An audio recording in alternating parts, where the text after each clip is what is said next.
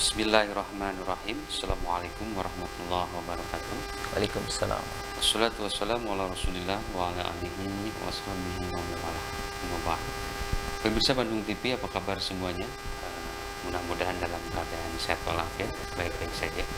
Di tengah cuaca kota Bandung yang agak sedikit dingin ya, dan tampak hujan hanya gerimis-gerimis kecil saja. Mudah-mudahan mudah-mudahan bagi pemirsa di rumah tidak merusak tidak merusak segala sesuatunya menjadi tidak baik.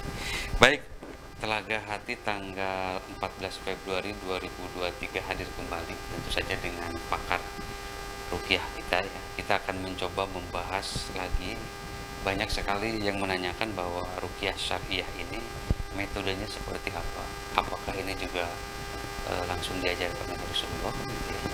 Dan nanti kita akan coba bahas secara lebih mendetail dengan guru kita, dengan pakar kita, pakar syariah kita, yaitu Pak Eri. Silakan Pak Eri. Bismillahirrahmanirrahim. Assalamualaikum warahmatullahi wabarakatuh. Alhamdulillah, segala puji bagi Allah Rabb semesta alam. Semoga Allah Subhanahu wa Ta'ala senantiasa memberikan kita perlindungan, bimbingan, dan keistiqomahan dalam menjalankan semua yang diajarkan oleh Rasulullah Sallallahu Alaihi Wasallam. Jadi kembali kita berbicara tentang ruqyah syariah hari ini, bahwa Allah Subhanahu wa Ta'ala berfirman dalam sebuah ayatnya, Al-Isra ayat 82, wa nunazzilu minal qur'ani ma huwa syifaa'u wa rahmatul lil mu'minin. Dan telah kami turunkan dari Al-Quran sebagai syifa, sebagai penyembuh.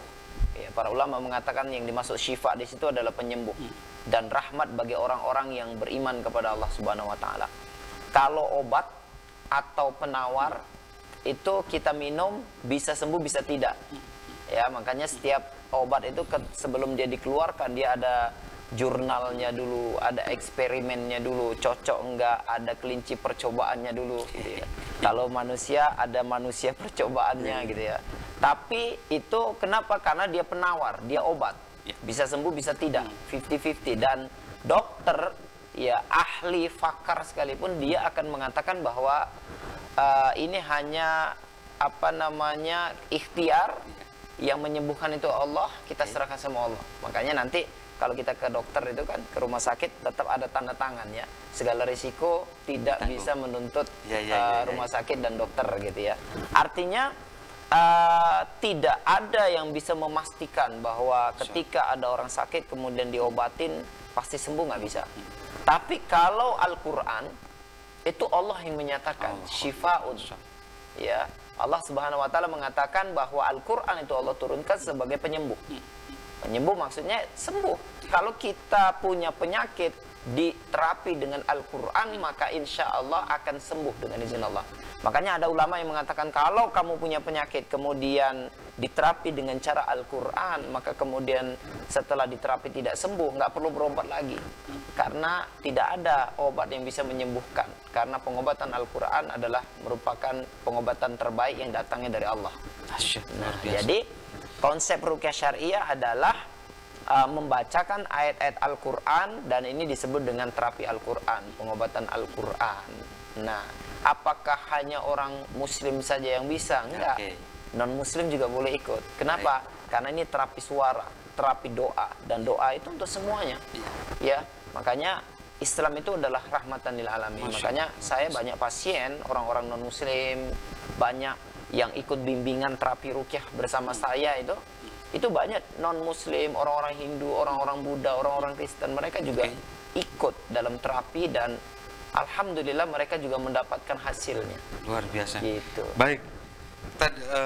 Tadi kan Ustadz sempat bilang bahwa ini tuh pemirsa di rumah, pengobatan itu tidak hanya bagi umat Muslim saja. Iya, ini sangat jelas sekali bahwa bagi Anda di rumah yang berlainan agama, berlainan kepercayaan, insya Allah kami pun juga Ustadz dan tim akan mencoba untuk bisa masuk juga gitu. Dalam arti kita tidak fanatik tertentu tadi ya. Baik, betul. Pemirsa di rumah, nanti kita akan lanjut lagi ya perbincangan dengan pakar syariah, dengan pakar ruqyah kita.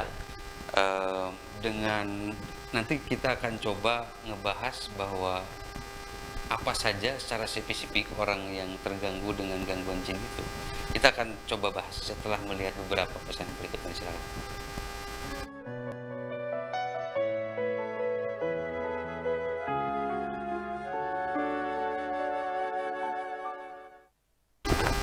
Baik, pemirsa Telaga Hati Bandung TV, kita akan coba lagi membahas tentang pengenalan tentang ruqyah ini ya.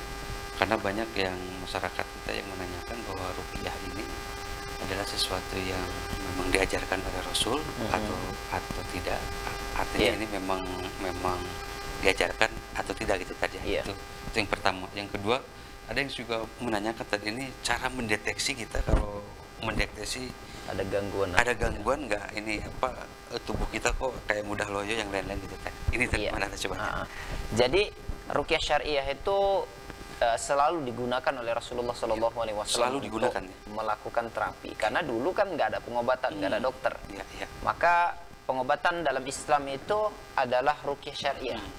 Makanya kalau ada sahabat datang mengeluh kepada Rasulullah, maka biasanya Rasulullah akan doakan, dan itu adalah ruqyah.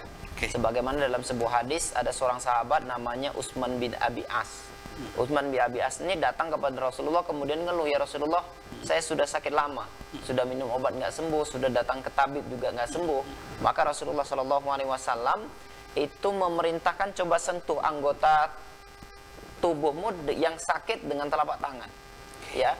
Kemudian setelah disentuh, ikuti doa saya, kata Rasulullah. Rasulullah mengajarkan satu doa ruqyah. Ya. Ikuti bacaan saya, kata Rasulullah. Bismillahi bismillahi bismillah. Jadi bismillah diulang 3 kali.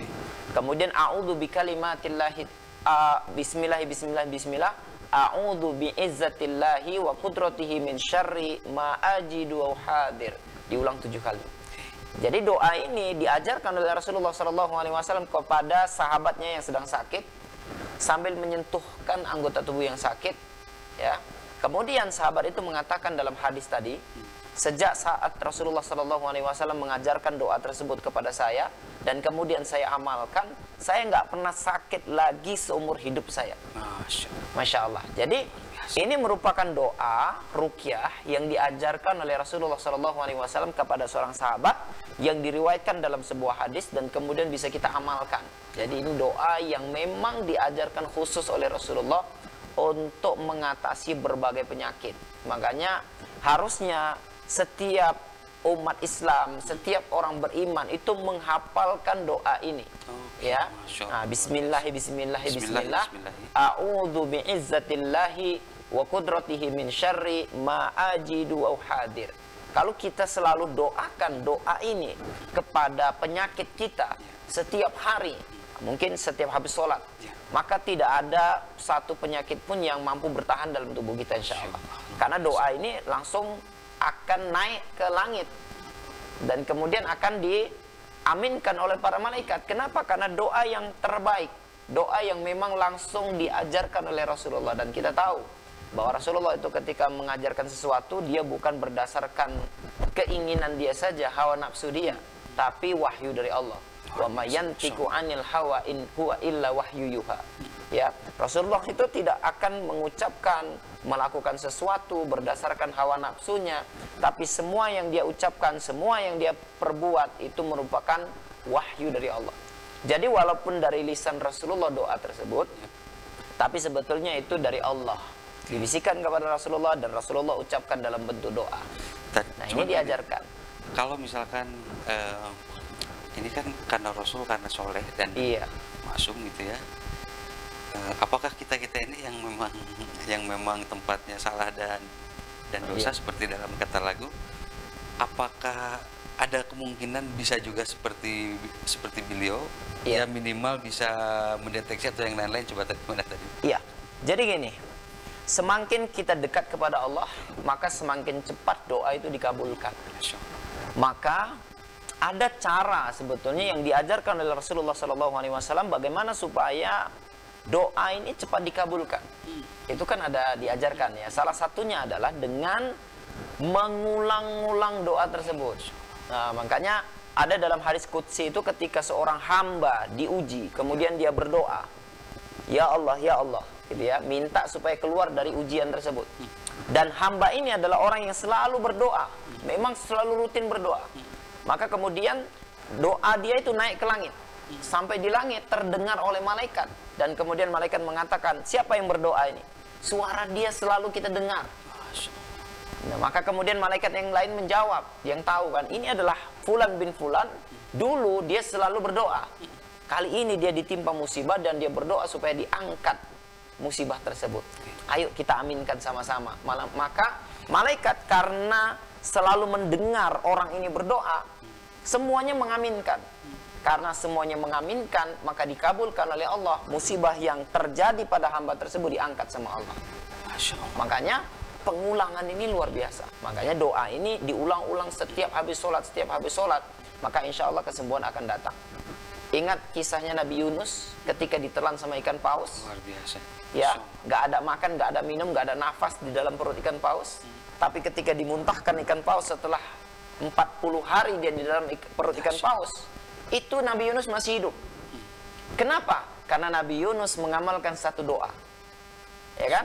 Apa doanya? La ilaha illa anta subhanaka inni kuntu minadh dhalimin. Ya. Nah, yang menyelamatkan Nabi Yunus bukan doa dia itu. Bukan doanya. Tapi karena Nabi Yunus sebelum ditelan ikan paus adalah hamba Allah, kekasih Allah yang selalu mengulang-ulang doa. Makanya dalam ayatnya Allah mengatakan, seandainya Yunus bukan hambaku yang senantiasa mengingatku di saat ya selalu mengingatku, ya mengulang-ulang zikir, mengulang-ulang doa, maka Yunus akan tinggal di perut ikan paus selama-lamanya. Makanya ketika dia berdoa, la ilaha illa anta subhanaka inni kuntu minadh dhalimin, dikenyangkan sama Allah, dihilangkan haus dahaganya, diberikan nafas di tempat yang tidak ada udara dan nafas. Luar biasa, saya merinding. Bukan karena la ilaha illa antanya, bukan karena zikirnya, tapi karena pengulang-ulangnya. Maka kita pun bisa menghasilkan apa yang dihasilkan oleh Rasulullah dan para sahabat kalau kita terus mengulang-ulang istiqomah itu. Makanya dalam amal, dalam zikir, semuanya pengulangan. Sholat 5 waktu. Apa dahsyatnya sholat 5 waktu? Diulang terus setiap hari seumur hidup. Masya Allah. Kalau itu bukan kedahsyatan pengulangan, harusnya sholat itu sudah 1 hari aja 5 waktu. Habis itu kita nggak perlu sholat.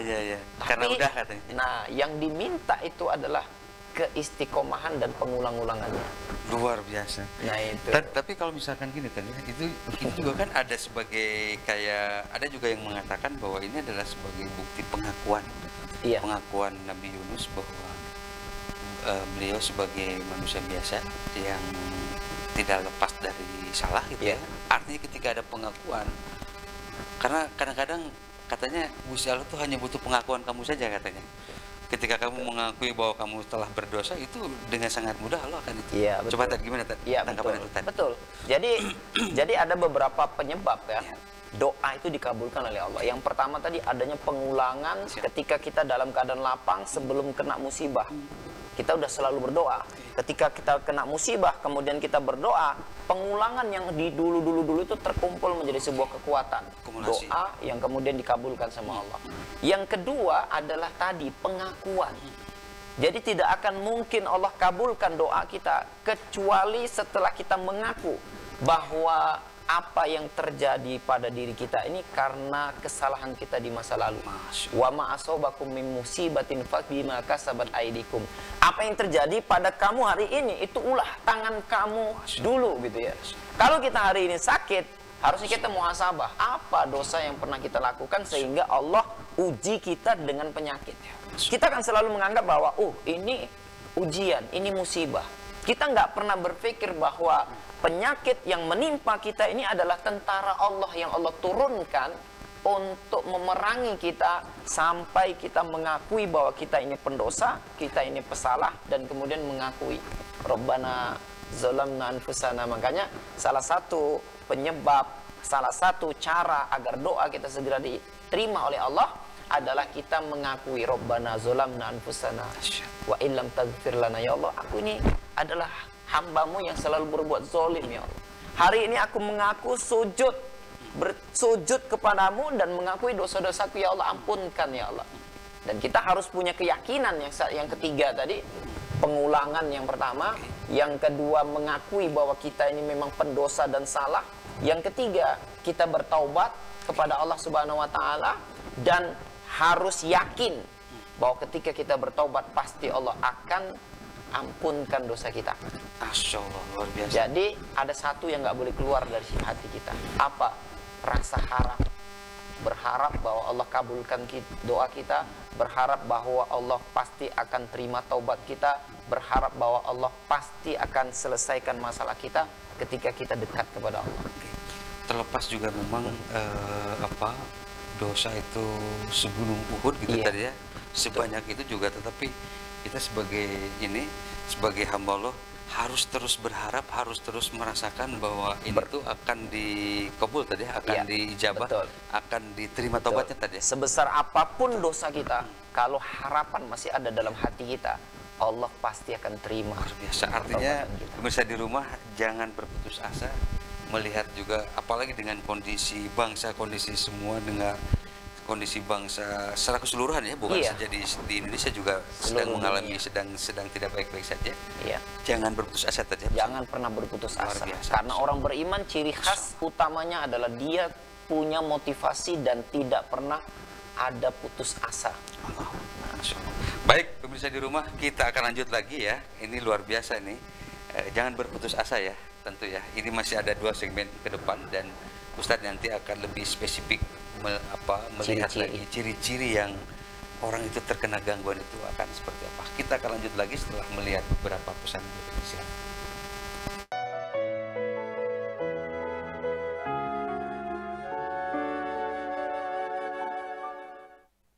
Baik, pemirsa Bandung TV ya, kita akan lanjut kembali ya. Sebelum kami lanjut ya, pemirsa di rumah bisa mencoba line interaktif ya ke nomor WA kami di 081 313 4148 ya. Itu tim konsultasi tim UEA ya, Ustadz Eri Abdul Rahim.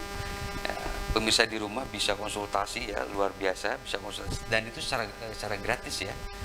Tentang beberapa keluhan-keluhan misalkan masalah ya banyak ya, bisa kerjaan, bisa suami istri tadi ya, bisa juga usaha ya. Nah tadi ini tadi ya terkait dengan usaha, kan ada orang yang suka menggunakan penglaris tadi. Nah ini juga penglaris ini apakah juga memang benar bisa mendatangkan atau juga misalkan bagi warung yang sekitarnya atau dagangan yang sekitarnya itu juga apakah akan berdampak juga gara-gara dia punya penglaris? Coba jelasin. Jadi gini, kebiasaan masyarakat kita ketika melakukan bisnis atau perdagangan karena mungkin minimnya pengetahuan, akhirnya mereka menganggap bahwa dengan melakukan penglarisan, datang ke orang pintar kemudian minta penglaris dan kemudian dagangannya akan laris gitu ya, kemudian dia akan sukses, padahal sebetulnya ini hanya sebuah skenario tidak benar bahwa ketika dia melakukan penglarisan kemudian dagangannya laris, dan itu hanya manipulasi daripada persekongkolan antara setan manusia dan setan jin. Setan manusianya adalah perdukunan ya atau paranormal, kemudian setan jinnya adalah jin itu sendiri kan gitu. Yang di awal memang dia nampak sepertinya ramai gitu ya. Kenapa? Karena di situ nanti ada istidroj. Jadi Allah memang sengaja ketika kita melakukan sebuah kesyirikan, sebuah dosa besar, maka Allah sengaja dibiarkan saja nampak laris. Sehingga kemudian dia semakin yakin, semakin dia melakukan kesyirikan gitu ya, semakin dalam nanti hukumannya di sisi Allah Subhanahu wa taala. Padahal itu sebenarnya tidak ada. Itu hanya manipulasi. Dan kalau kita mau berbicara secara logika, akal manusia, kalau paranormal itu bisa melariskan dagangan, maka otomatis paranormal itu aja buat toko, buat jualan usaha, dan dia akan menjadi orang paling kaya di Indonesia. Kenapa? Karena ilmu penglaris yang dia buat gitu ya. Tapi kan nggak ada yang seperti itu. Dan kita melihat dukun-dukun tuh ya hidupnya biasa aja, susah juga. Kalau mau belanja hutang juga dia di kedai sebelah kan gitu. Makanya ini hanya sebuah permainan dan tipu daya saja. Dan makanya kita sebetulnya kita melakukan konsultasi ya kepada teman-teman yang melayani konsultasi, teman-teman yang terkena ada sihir yang disebut dengan sihir kebangkrutan. Sihir kebangkrutan ini adalah sihir yang dibuat oleh tukang sihir agar tempat usaha kita nampak tertutup. Sebetulnya bukan karena tertutup, tapi sihir itu mengenai ownernya, pemilik usahanya, sehingga pemilik usahanya itu jadi galau, jadi nggak fokus, jadi malas, jadi sakit-sakitan gitu ya. Mau buka toko pun jadi malas kan gitu. Dan ini kita buka sesi konsultasi untuk orang-orang yang punya bisnis dan bisnisnya terindikasi terkena gangguan sihir, agar bisa keluar dari permasalahan tersebut. Karena sebetulnya bukan tokonya yang bermasalah ini sebetulnya, tapi jiwanya, ya, pemiliknya itu yang perlu dibersihkan sehingga dia lebih fokus, sehingga dia lebih yakin, sehingga dia nggak percaya lagi dengan benda-benda yang berbau kesyirikan. Karena sebetulnya sihir ini nggak punya kekuatan kalau kita dekat kepada Allah Subhanahu wa Ta'ala. Dan orang banyak salah, ya, konsultasi kepada kami, Ustaz, bagaimana supaya dagangan kami laris. Sebetulnya ruqyah bukan melariskan dagangan. Nah, ini nah, coba tadi. Ruqyah itu bukan melariskan dagangan, tapi ruqyah itu adalah sebuah proses doa untuk membersihkan pengaruh-pengaruh gangguan jin atau sihir yang mungkin ada pada pemilik usaha, yang mungkin ada diletak di tempat usaha, mungkin dengan tanah kuburan atau kain kafan dan lain sebagainya. Itu kan ikatan-ikatan sihir. Kalau kita lihat di YouTube banyak itu. Ada orang lempar-lemparkan air di toko kita sehingga toko kita nampak tutup. Ya, itu ya. Dan itu bisa dibersihkan dengan cara ruqyah. Jadi ruqyah itu bukan pelaris, tapi ruqyah itu membersihkan pengaruh gangguan sihir yang ada di usaha kita dan ada di pemilik usaha. Baik. Itu. Pemirsa di rumah, ini disclaimer dulu ya, dan bahwa ruqyah ini Ustadz tadi secara gamblang, secara jelas menjelaskan bahwa ruqyah ini bukan penglaris. Ini hanya mencegah ada orang-orang tertentu yang membuat sihir-sihir tertentu sehingga menjadi tampak tidak baik. Baik, kan kadang-kadang gini tadi, ada orang yang suka menanyakan secara spesifik ciri-ciri orang yang terkena gangguan itu seperti apa tuh? Ya, ini penting. Jadi kalau pemirsa di rumah mau tahu apakah di tubuh Anda ada gangguan, atau di istri, atau di keluarga, atau di anak-anak, ya, indikasi yang paling nampak adalah dari ciri-ciri fisik yang selalu sakit, ya, selalu sakit-sakitan, selalu demam, selalu batuk, pilek. Tapi kalau dibawa ke dokter, kata dokter nggak ada sakitnya gitu ya. Kemudian selalu sakit kepala, kemudian selalu sesak di dada, khususnya kalau menjelang malam. Jadi sakitnya itu kalau dari asar menjelang malam itu selalu sesak. Maka itu ciri dan indikasi. Kemudian selalu sakit di perut, mirip seperti mah, asam lambung atau GERD, tapi kalau diminumkan obat-obat dokter nggak hilang dia. Ya, kemudian selalu berat di pundak belakang dan selalu mimpi-mimpi. Jadi orang yang terkena gangguan biasanya tidurnya gelisah, selalu mengigau, was-was, selalu tindihan, mimpi-mimpi yang aneh-aneh. Nah, itu menunjukkan indikasi adanya pengaruh gangguan jin atau sihir yang ada di dalam tubuh kita. Ya, jadi itu deteksi awalnya. Kalau kemudian Anda melihat, ya, suami Anda misalkan, kok dulunya penyabar, jadi pemarah, ya kan? Berubah dia, jadi cuek, dulunya penyayang tapi sekarang kok jadi cuek gitu ya. Ada perubahan drastis sikap dia. Kemudian coba lihat, apakah suami Anda selalu mengeluh, tidurnya selalu nggak enak, nggak nyaman, selalu mimpi-mimpi, selalu ada yang aneh-aneh, selalu sakit kepala, selalu sesak di dada, selalu sakit perut. Kan ya suami biasanya ngeluh sama istri gitu ya. Kalau istri melihat ada indikasi seperti itu, maka menunjukkan emosi yang berlebihan pada suami itu bisa karena dia terkena gangguan jin atau sihir. Ya, yang pertama jangan takut, karena tidak ada kekuatan sihir, tidak ada kekuatan jin. Ya, kalau kita dekat kepada Allah. Tapi kalau kita menjauh dari Allah, maka di situ jin dan sihir itu akan tampil kekuatannya. Makanya harus dekat kepada Allah, berlindung kepada Allah dulu, baru kemudian lakukan ruqyah mandiri. Wah, ini tapi kalau misalkan ada orang yang mengatakan begini tadi, kalau jangan-jangan ketika ketika berusaha, ketika mengupayakan sesuatu, atau ya katakanlah berusaha gitu tadi, menjadi pengusaha gitu ya. Kalau gagal yang lain-lain atau bangkrut, belum tentu juga itu juga kena gangguan ya. Artinya memang mesti ada juga ilmu usaha yang belum dia pelajari tadi ya. Betul. Artinya, kemudian, nah ini gimana tadi ya, kalau ada orang yang seperti itu merasa dia bahwa ini tuh suka mudah terkena gangguan gitu tadi, padahal dia tidak belajar tentang ilmu itu. Gimana? Makanya seseorang dibilang terkena gangguan sihir dalam perniagaan, atau dia punya bisnis dan kemudian bisnisnya terindikasi terkena gangguan sihir setelah memang dia tidak ada celah dalam bisnis. Contohnya, secara manajemen dia ahli manajemen, dia ahli bisnis, dan dia sudah berbisnis berpengalaman. Kemudian secara produk dia adalah produk yang memang dicari orang. Orang butuhkan produk dia gitu ya, dicari.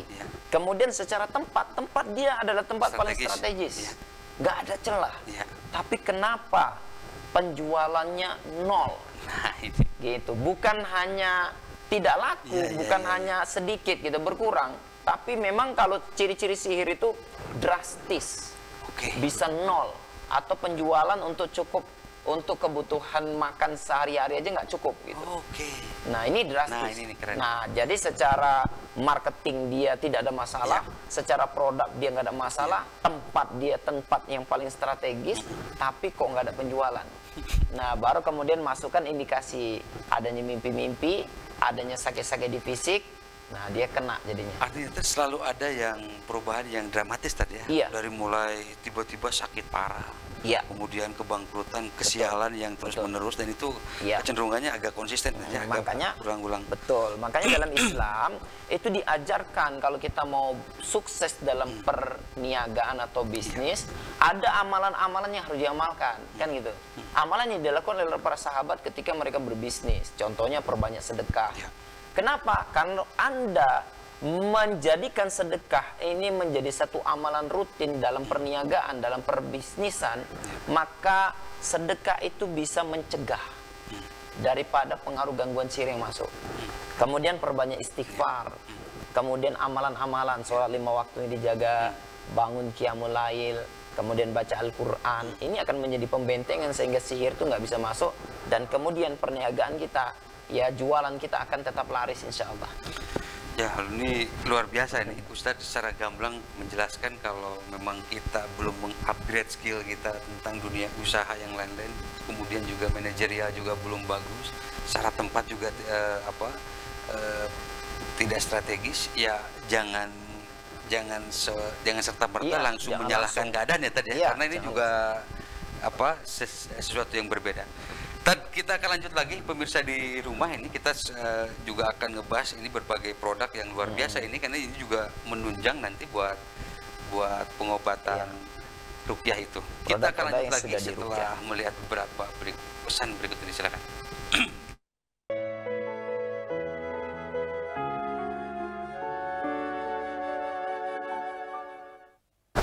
Baik, pemirsa di rumah, kita akan lanjut lagi ya. Masih ada satu segmen terakhir. Sekarang kita akan mencoba ngebahas berbagai macam produk penunjang ya buat meruqyah, sehingga juga ruqyah itu juga menjadi lebih paripurna, lebih sempurna. Sebelum kita ngebahas ini, Tad, ada satu lagi tadi yang menanyakan, Tad, kenapa kami selalu gagal dalam rumah tangga gitu ya? Dalam rumah tangga selalu cekcok, selalu panas gitu sehingga rezeki juga berkurang. Nah, kan juga kalau memang juga tidak mengupgrade diri, dalam artian juga ya berumah tangga itu dalam artian tidak dua-duanya juga tidak saling mengupgrade diri, tentu juga tidak langsung menyalahkan dalam artian ini kena gangguan. Coba tadi gimana tadi? Jadi dalam urusan rumah tangga tentu ini kan menyatukan antara dua otak manusia, dua pribadi manusia menjadi satu. Ini sangat sulit. Kalau menyatukan perempuan, ada dua orang, perempuan sama perempuan saja, yang punya perwatakan sama, sikap sama, secara naluri sama, ini sulit. Apalagi menyatukan antara laki-laki dan perempuan yang itu Allah ciptakan semuanya berbeda. Contoh, otak lelaki dengan otak perempuan tuh berbeda dari cara pandang. Ya kan? Kalau laki-laki dia terlalu menggunakan logika, kalau perempuan terlalu menggunakan perasaan. Ya kan? Jadi perasaan dikonekkan ke logika nggak bisa. Ya kalau perempuan pengennya hanya cerita, cerita gitu. Kalau laki-laki langsung, ya jadi solusinya apa? Padahal sebetulnya perempuan itu tidak perlu solusi, dia hanya perlu orang mendengarkan cerita. Luar biasa. Tapi laki-laki nggak bisa, karena dia logika, solusi. Apa solusinya? Kan gitu. Nah, dari sisi psikologi juga berbeda. Perempuan itu harus menghabiskan 20.000 kata sehari dalam penelitian. Laki-laki itu hanya 7.000 kata. 7.000 kata itu saya ceramah gini, pulang ke rumah habis sudah. Sehingga sampai di rumah udah nggak bisa bicara. Sementara istri di rumah nggak ada cerita sama siapa-siapa. Dia perlu menghabiskan 20.000 kata. Makanya ketika suami pulang ke rumah, bukannya dapat pelayanan, yang dapatnya adalah ini omelan. Kenapa? Karena perempuan harus menghabiskan 20.000 kata dalam sehari. Ini perlu dipelajari. Jadi laki-laki perlu belajar bagaimana perempuan perlu belajar bagaimana laki-laki. Dan dua-duanya saling dan ini upgrade ilmu ini penting. Jadi jangan semua nanti dikaitkan dengan sihir. Contoh kita nyetir aja. Laki-laki kalau dia nyupir, mata laki-laki tuh fokus mandangnya ke depan. Laki-laki, perempuan itu mandangnya ke samping. Makanya kalau laki-laki dia nginjak gas kencang gitu, perempuan dia awas kiri, awas kanan, awas ini ada mobil. Bukannya malah makin laki-laki ini fokus depan. Ngapain mikirin yang di samping? Masya Allah. Orang kita fokusnya ke depan gitu. Nah, kalau perempuan dia ketakutan, pengennya dia nengok kiri kanan. Kenapa? Karena dia tidak fokus ke depan. Itu dari sisi psikologi yang memang harus kita pelajari. Dan masing-masing suami istri harus belajar agar paham. Ya. Laki-laki kalau dia sudah megang handphone, laki-laki tidak bisa mengerjakan banyak pekerjaan dalam satu waktu.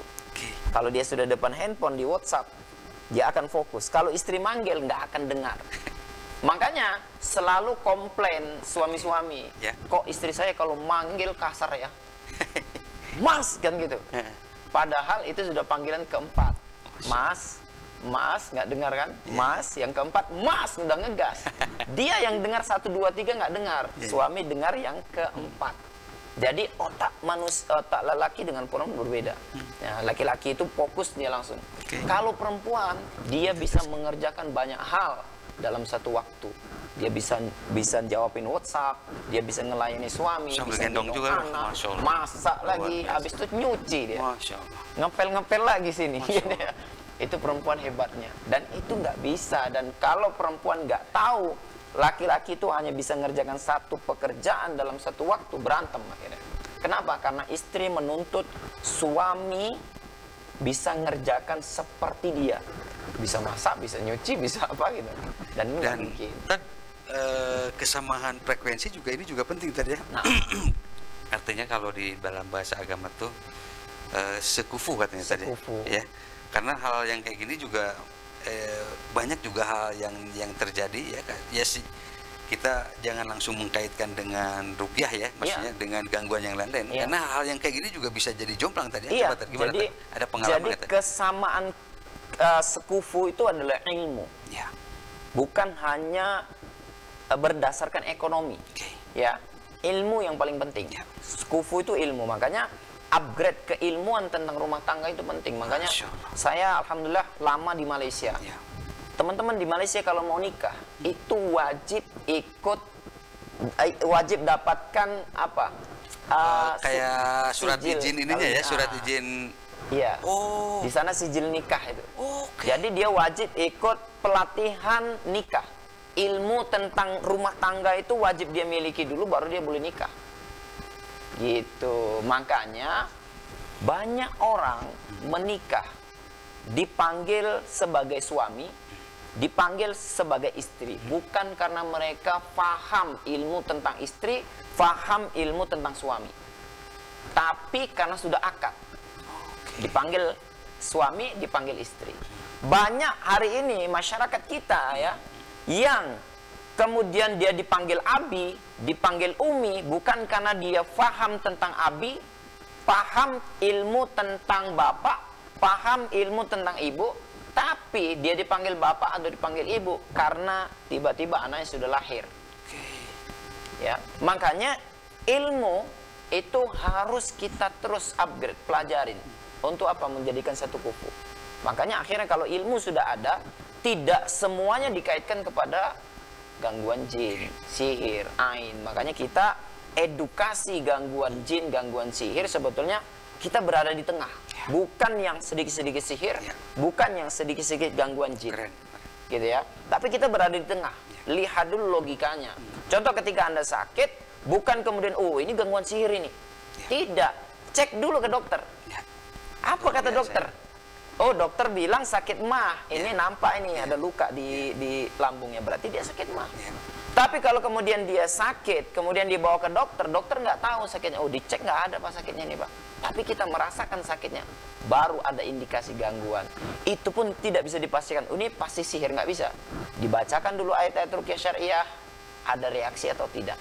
Kalau tidak ada reaksi, berarti bukan gangguan medis, bukan juga gangguan sihir, tapi hanya kejiwaannya saja, perasaannya saja. Gitu. Biasa, keren banget. Sama ini tadi Ustadz sempat ngebahas apa sebut di negara tetangga kita sebelum nikah itu ada pelatihan khusus. Nah di kita ini tadi ya kan di negara kita tuh cara berpendidikan apa tidak ada latihan atau tidak ada pelatihan buat menjadi ayah tadi ya. Buat menjadi ayah, buat menjadi, karena ini kan pelajaran seumur hidup tadi. Pelajaran seumur hidup dan luar biasa tanggung jawab menjadi ayah itu selain menafkahi ya tentu ya, tetapi kan luar biasa ya. Coba ada tanggapan? Makanya kita orang-orang yang paham tentang pendidikan Islam, tarbiyatul aulad fil Islam, ya seorang bapak itu harus tahu tentang pendidikan Islam kepada anaknya. Jadi anaknya diajarkan bagaimana supaya mereka memahami seni berumah tangga. Ya, baiti jannati. Bagaimana menciptakan surga, rumahku adalah surgaku kan gitu. Tentu dengan ilmu. Dan sebetulnya hari ini kita tinggal mengingatkan saja sih. Bapak itu tinggal mengingatkan kepada anaknya sebelum nikah, pelajari dulu tentang rumah tangga. Ya, makanya hal yang paling mendasar, saya selalu bilang sama bapak ibu itu ya. Kalau kamu punya anak gadis kemudian dilamar sama seorang pemuda untuk dijadikannya istri, tanya dulu sama pemuda itu, sudah hafal belum doa berjima? Masya Allah. Karena hari ini banyak orang sudah nikah, udah punya anak banyak, hafal nggak? Hafal juga ya? Nggak hafal. Atau mungkin sudah hafal tapi karena terburu-buru yang lain-lain bisa jadi kalau dia hafal kemudian lupa itu lain. Ini tidak hafal. Artinya selama ini dia berhubungan dengan istrinya tanpa membaca doa. Ini ilmu. Apa jadinya kalau misalkan dia melakukan hubungan suami istri tanpa doa? Yang terjadi adalah syaitan ikut campur dalam permainan. Sehingga kemudian spermanya tercampur antara sperma lelaki suami dengan sperma jin. Sehingga kemudian sebagian dari sifat-sifat jin, sifat-sifat syaitan itu tercampur kepada anak. Makanya anak yang jadi nakal, disuruh ngaji nggak mau, dinasihatin nggak mau, udah besar bukannya jadi anak yang berbakti, malah jadi anak yang durhaka. Kenapa? Ini sesuatu yang mendasar. Ya kan? Dan ini perlu ilmu. Makanya sebetulnya sekarang kalau saya boleh menyarankan, sekarang dunia media. Kita belajar nggak harus duduk di bangku sekolah. Kita boleh belajar hanya dengan handphone. Luar biasa tadi. Dan kita belajar di sini bagaimana seni berumah tangga. Kalau saya boleh menyarankan, Anda belajarlah dari Dr. Aisyah Dahlan. Aisyah Dahlan tuh sering diundang ke Bandung.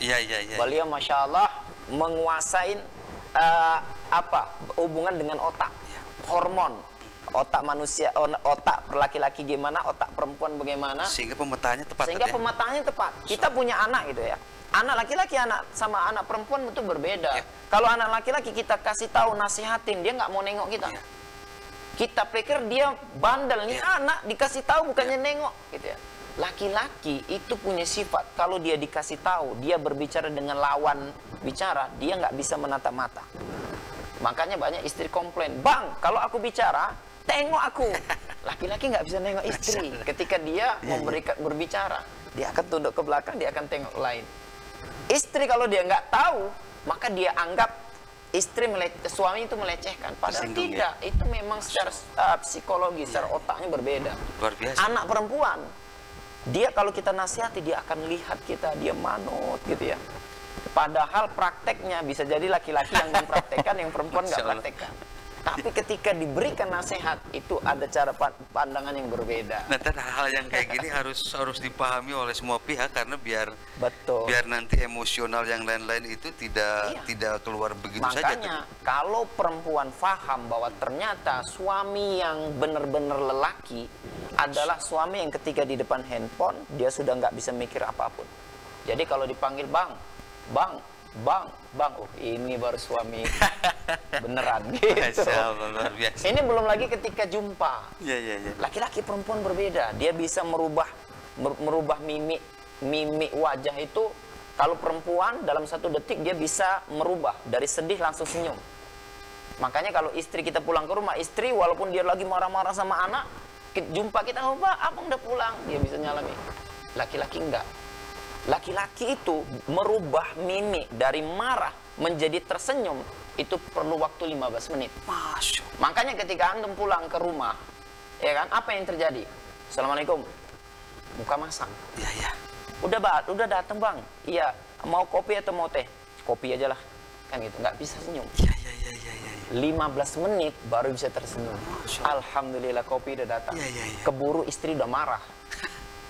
Dia nunggu 15 menit, kita senyum itu kan susah. Tapi ini sifat lelaki beneran. Makanya kalau Anda punya suami, pulang ke rumah 15 menit baru bisa tersenyum, bersyukur. Kenapa? Lelaki sejati. Daripada pulang ke rumah, "Ada apa ibu?" Senyum itu bukan lelaki. Iya, luar biasa. Itu ada sifat keperempuanan.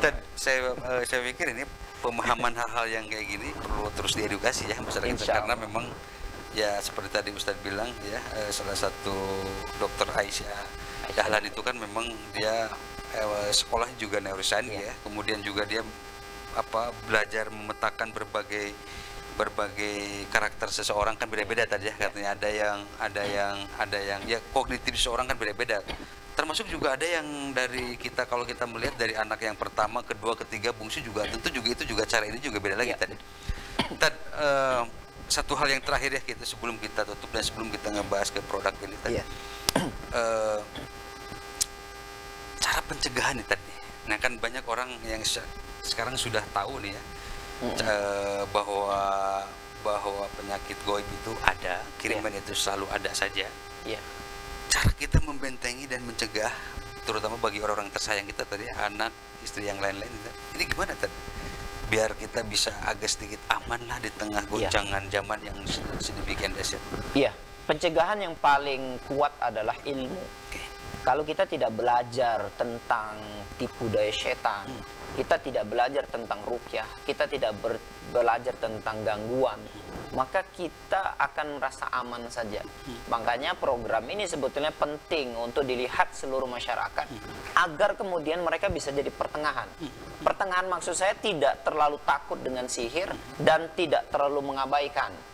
Ya, banyak orang yang ketika saya melakukan bimbingan terapi ruqyah syariah, alhamdulillah kita melakukan terapi bimbingan ruqyah itu dihadiri lebih dari 9 negara. Dari Indonesia, Malaysia, Singapura, Brunei, Thailand, Hong Kong, Taiwan, kemudian Dubai, kemudian ada dari Arab Saudi juga. Sesekali teman-teman dari Korea, Jepang itu ikut juga, tapi jarang gitu ya. Ada juga dari Filipina. Dan mereka banyak yang jumpa dengan saya itu sudah putus asa, udah puluhan tahun sakit. Anda bisa bayangkan ada seorang ibu yang dari tahun 95 nggak bisa tidur. Masya. Dari tahun 95 sampai tahun 2023 nggak bisa tidur. Ya, kenapa? Dulu mikirnya itu, ini gangguan jin, gangguan sihir, gangguan jin, gangguan terlalu sihir. Takut berarti dia. Terlalu jadi hiperbole. Iya, karena ketika datang ke dukun, datang ke orang mengobatin itu selalu dibilang, "Oh ini kena sihir, oh ini kena jin." Nah, ketemu dengan saya dalam bimbingan, saya bilang, "Sudah, lupakan dulu gangguan." Luar biasa. Yang penting lakukan terapi. Zikirnya dikuatkan. Nah, saya sarankan pakai ini. Minyak wangi kasturi. Nah, kasturi ini dia menenangkan. Jadi kemudian anaknya beli kasturi dari saya, kemudian dia rutin pakai. Ini ada di WhatsApp saya, dia ngasih testimoni. Ustadz, alhamdulillah, ibu saya dari tahun 95 nggak bisa tidur, nggak pernah tidur. Sampai tahun 2023, dan sekarang tidurnya sudah nyenyak. Nggak kebayang tadi ya? Nggak kebayang. Nggak bisa tidur gitu ya, kita telat tidur, kurang tidur aja udah bawaannya udah emosional. Betul. Ini dari 95, Masya Allah. Dan itu ada testimoninya di WhatsApp saya, karena saya screenshot ketika sedang melakukan bimbingan terapi ruqyah. Artinya apa? Masyarakat harus diedukasi bahwa jangan terlalu takut dengan sihir. Sekalipun saya menyampaikan ciri-ciri gangguan sihir, bukan untuk menakuti, tapi untuk membuat Anda lebih waspada, agar lebih dekat kepada Allah. Setelah Anda serahkan sama Allah, sudah mau disihir, mau diapa, emang gue pikirin gitu. Luar biasa. Artinya tadi kan kita kalau di ini tuh wilayah apa?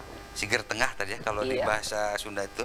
Jadi terlalu takut juga bahaya, terlalu songong juga, terlalu berani juga ngerasa apalagi kalau udah ngerasa hafiz Quran yang lain-lain, wah nggak akan mungkin lah. Itu juga karena kalau terlalu mengabaikan dia jadinya sombong.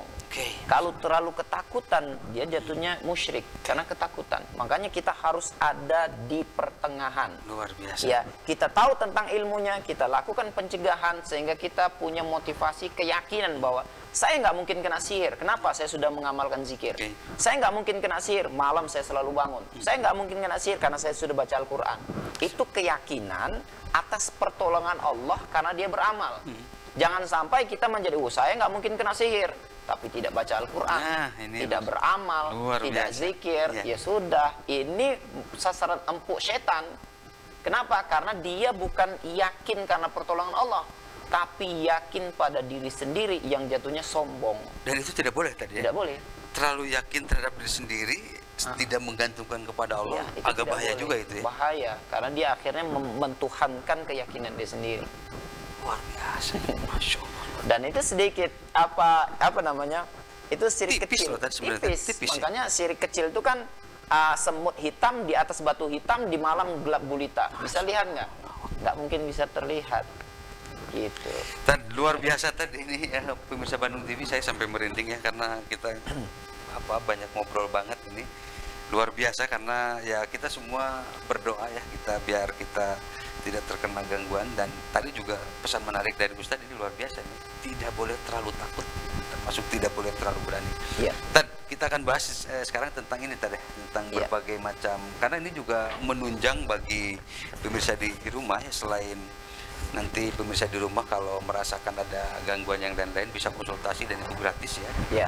Bisa langsung datang aja, tempatnya alamatnya di Inhopteng nomor 53A tadi ya, 53A yang dekat apa namanya, dekat Cendol Elizabeth tadi ya, di depan Cendol Elizabeth ya. Ini luar biasa ya, silakan konsultasi dan itu gratis ya. Tentu boleh telepon dulu biar nanti bisa ketemu jadwalnya. Dan ini kan ada minyak kasturi, kemudian juga ada apa tadi? Ada herbalnya. Ini kan produk ini secara riset Ustadz setelah dan ini ori ya Ustadz bikin original sehingga terpercaya lah tadi ya, ini buatan Ustadz. Jadi produk-produk kita itu bukan produk yang mendasarkan pengobatannya dengan ruqyah, tapi kita mendasarkan pada ilmiah. Nah ini luar biasa. Nah, wangian kasturi ini kalau Anda searching ya jurnal di internet itu ya, maka Anda akan mendapatkan bahwa ini sudah digunakan 5.000 tahun sebelum Masehi, tahun Masehi. Ya, jadi pengobatan kuno itu selalu menggunakan minyak wangi kasturi. Artinya udah sangat teruji lah ini ya. Sudah sangat teruji. Masya Allah. Ya, untuk berbagai penyakit. Insya Allah. Dan kemudian belakangan ini ulama ya, ahli at-tibbun nabawi, ada ulama ahli tibbun nabawi kita, ahli pengobatan Nabi, itu Ibnu Qayyim al-Jauziyah, dan bersama teman-temannya ahli dalam pengobatan itu melakukan penelitian apa sih manfaat daripada minyak wangi kasturi. Dan ternyata dalam penelitian yang mereka lakukan, wangian kasturi itu menenangkan, menenangkan. Kita hidup ini selalu punya masalah. Siapa yang nggak punya masalah? Sama istri masalah, sama anak masalah, sama tetangga masalah, sama kerjaan masalah, cuaca juga masalah, dingin salah, panas salah, ya kan? Semuanya masalah. Terus apa yang membuat jiwa kita selalu tenang? Oke, beramal, ya berzikir, baca Al-Quran. Tapi ada secara ilmiah wangi-wangian yang membuat kita senantiasa tenang, rileks. Makanya Rasulullah dulu selalu menggunakan wangian kasturi. Dan Rasulullah mengatakan sebaik-baik wangian adalah wangian kasturi. Dan wangian kasturi adalah wangian surga. Jadi kalau antum masuk surga, wanginya wangi kasturi. Dan kita sebelum dilahirkan itu pernah hidup di alam ruh. Alam ruh itu bagian daripada surga, gitu ya. Wanginya apa? Wangi kasturi. Makanya makanya Ibnu Qayyim Al-Jauziyah mengatakan wangian kasturi itu merupakan makanan bagi ruh. Jadi wangian yang paling dikenal oleh roh kita adalah wangian kasturi. Kenapa? Karena kita pernah ditinggal di surga. Wanginya wangi kasturi. Sehingga jiwa kita itu mengenal. Makanya kalau kita mau menguasai diri seseorang, apa yang harus kita kuasai? Bukan fisiknya, hatinya, jiwanya, rohnya. Bagaimana kita menguasai roh? Kalau kita ada anjing di depan rumah kita yang galak, bagaimana kita menguasai dia? Kasih makan, besok kasih makan lagi, besok kasih makan lagi, besok kasih makan lagi. 7 hari apa yang terjadi? Kita lewat dia sujud-sujud ya. Ya kan? Padahal nggak kita kasih makan. Begitu juga ketika kita mau menguasai diri seseorang, ya kita pengen supaya istri kita taat sama kita. Kita pengen supaya suami kita penyayang sama kita. Kalau kita menguasai fisiknya susah, dia bisa ngelawan. Kuasai ruhnya. Luar biasa. Bagaimana cara menguasai ruhnya? Ya, sama seperti tadi kasih makan, kasih makan. Apa makanan ruh? Minyak wangi kasturi. Makanya dengan kita rutin pakai minyak wangi kasturi, suami istri itu ruh itu akan jinak. Kenapa? Karena terus dikasih makan gitu. Ini secara ilmiah seperti itu. Ada wangi-wangian tertentu yang bisa menjadi yang tadinya mau marah tuh jadi agak lunglai lah gitu tadi ya. Jadi lebih rileks ya. Makanya kita umat Islam menggunakan kasturi. Kenapa? Karena Rasulullah selalu menggunakan wangi kasturi. Kemudian gaharu. Rasulullah juga selalu menggunakan wangian gaharu. Nah, ini apa tadi? Coba tadi. Wangian gaharu adalah salah satu wangian yang disunahkan oleh Rasulullah dan hadisnya banyak sekali. Makanya Rasulullah sebelum dia berzikir dia akan bakar bukhur. Bukhur itu gaharu yang dicampur dengan cendana. Wangi-wangian tuh. Kalau di Arab itu ada bakar-bakaran itu gaharu dan itu disunahkan untuk menjadi wangi-wangian di rumah kita sehingga menenangkan jiwa, sehingga kita punya kekuatan jiwa. Orang yang jiwanya kuat nggak gampang untuk dikuasai oleh setan. Orang yang jiwanya kuat tidak mudah untuk dikasih was-was oleh setan. Makanya Umar bin Khattab itu punya jiwa yang kuat. Sampai setan terbirit-birit. Sampai setan kalau berpapasan ini nggak berani, lari gitu ya. Bukan kayak kita punya jiwa lemah. Kenapa? Udah jauh dari Allah. Kita tidak menjalankan sunnah-sunnah yang dilakukan oleh Rasulullah gitu ya. Parfumnya juga parfum-parfum ala bar, ala artis-artis yang ke diskotik gitu ya. Yang wanginya itu bukan malah menjauhkan setan, justru mengenal setan ini kan wangian yang selalu dipakai di diskotik. Kenapa kita tidak rubah? Wangian kita adalah wangian yang selalu digunakan oleh Rasulullah. Sehingga setan dari jauh pun sudah, ini nggak bisa main-main. Kenapa? Wanginya wangi yang dipakai oleh Rasulullah. Gitu. Aduh, ya Allah. Hampir 1 jam pemirsa di rumah kita berdiskusi dengan Ustadz dengan berbagai mengedukasi kita semua ya, karena ini luar biasa ya pemirsa di rumah.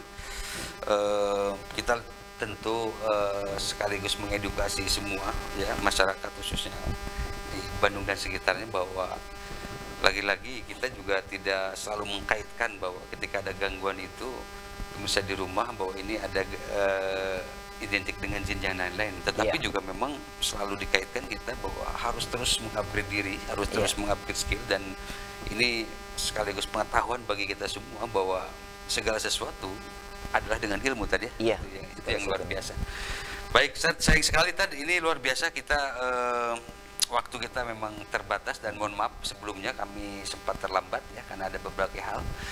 Kasih kesimpulan kasih konklusi, kesimpulan dan sekaligus doa tadi sebelum kita menutup acara kita. Iya.